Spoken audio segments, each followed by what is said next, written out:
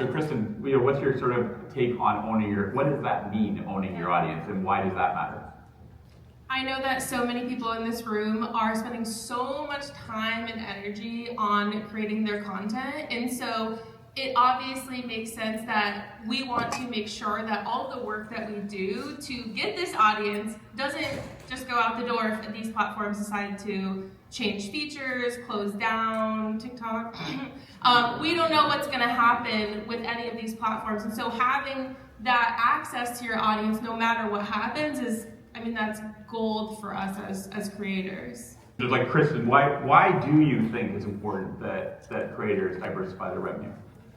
I think for all the creators in this room who are doing any sort of brand partnerships, we know that some months are really good months, but some months you're like, uh-oh, how are we gonna pay our bills this month? So having that diversification of your income is definitely gonna make you feel a lot more secure so that you're not like scraping to try and find money to pay your bills every month, which we love.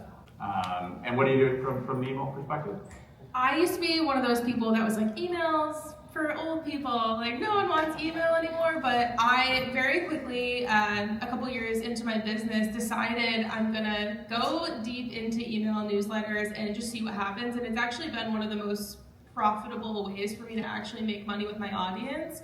A lot of the people who go into my free products end up in my email list as well. And I actually do have a weekly email list that I send out to everyone, but it's very much maybe 50% focused on creator education like everything else is on my socials. It's actually very personable. So in my newsletter, I am very deep into animal rescue. I work with, from Charlotte, North Carolina, I work with a rescue called Billy's Buddies.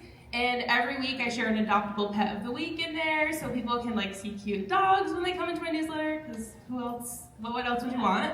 And then I also have a section in there that's books I read this week. I'm a big reader, so I share, sometimes it's business books, sometimes it's just like The Housemaid. I don't know if anyone read that out here, it's a good one.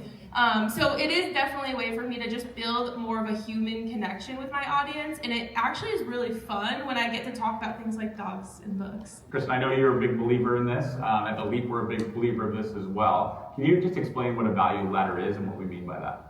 Yeah, so a value ladder is essentially the journey that your customer goes on, and the higher they get up that ladder, the more premium products they're going to be purchasing. So something at the bottom might be your free content that you're already sharing on socials. Maybe it goes up a little bit to a newsletter where they have to kind of pay their email to get whatever is going to be in that newsletter. For me, it goes up into a membership program. It's a low ticket monthly cost, and so it's very low barrier to entry for people to get in there. And from there, as they're going up that ladder even further, they might be purchasing a course from me, and then even further would be one-on-one strategy. And you can tell as you go up, it's the more investment that I'm investing in them, but also the more investment financially that they would be investing as well. Kristen, how about you with imposter syndrome? Yeah, I think it's really interesting because people look at people on panels or people that have millions of followers and think, oh my gosh, like they've got it, they must never feel this feeling, but everyone feels it. It's definitely not, it doesn't matter how many followers you have. I mean, even being up here on this panel with these people, I'm just like, what? How did I get here? So it definitely is something that everyone deals with for sure. I work with a lot of creators who let that stop them though, which I think is a big problem. Like as a coach in my position, this is what I teach a lot of. It's half of the education of here's how you do it, but it's also half of me basically being a therapist and showing these people like, look, everyone else in this room has it, like we're all good, we're gonna get through it, we just have to let ourselves take that next step and not let that be what's actually gonna stop us from getting where we wanna go. I'm doing brand deals, I have content, I'm on the content treadmill. So Kristen, I'm sure you hear that, you're a coach. What are some of your pieces of advice for people, creators that you work with? We all have time, it's just what are we prioritizing, right? I think that's one of the big things is all of us want to do so many different things and we put our hands in so many different things that we're not necessarily dedicating enough time to really let something build. So when I am trying to actually save time in my business, I mean, for me, my whole, if you've ever listened to my podcast, in the beginning of every episode, I say, I help creators build a sustainable business, because in order for you to do it long term, it has to be something that's sustainable for you, or you're gonna do it really hard for 3 months, and then you're never gonna touch it again, because you're gonna be burnt out and you're gonna hate it. So 2 things that I really like to do. One is I do use AI very often as a good base level, you know, like that I can build on and really customize.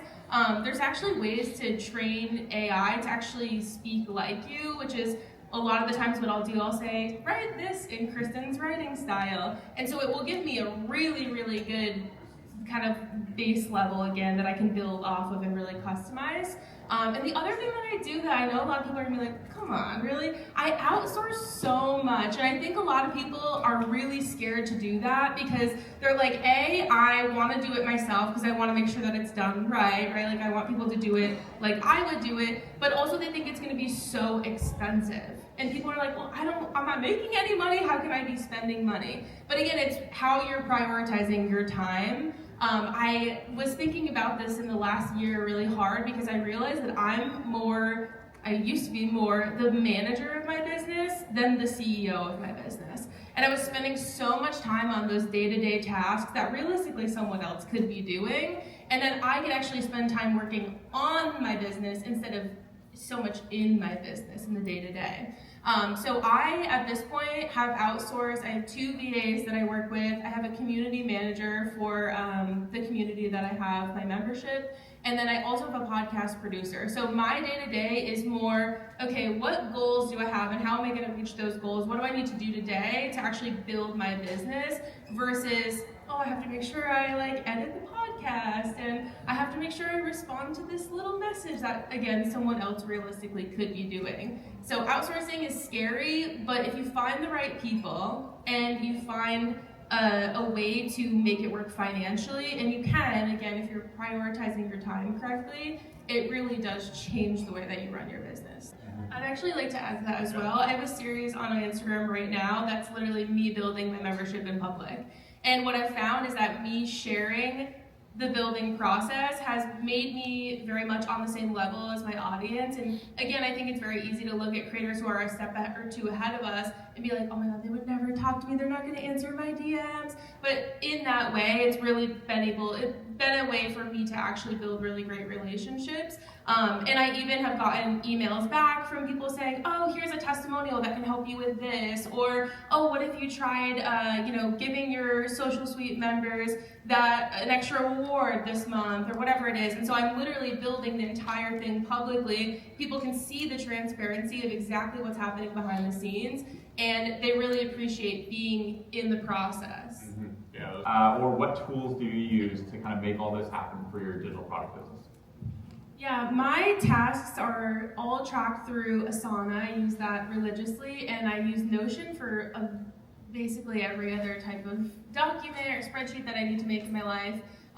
In terms of my digital products, I have my products on The Leap, as well as my link in the bio is on The Leap as well, and I host my course on Thinkific. My podcast is recorded through Riverside. I honestly think that might be it. Awesome. John?